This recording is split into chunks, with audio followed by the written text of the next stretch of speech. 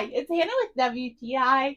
My daughter turned 2. Her hair is finally growing in, so we decided to try our hand at some braids. And they looked adorable.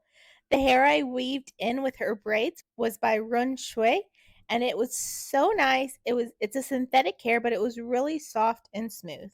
This was my first time ever doing weave and braids, and so it was a learning experience, but I was really impressed with how easy it was to attach this hair. It looked really nice. It's 14 inches long, which was perfect for her. I did trim off a little bit because I wanted it to be a little bit shorter for her. A couple things to note, there was no smell to this hair.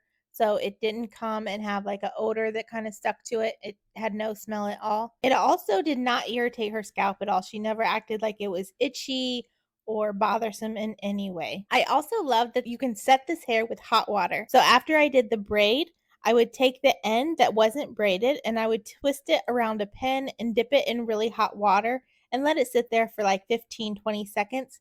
And then it holds the curl shape.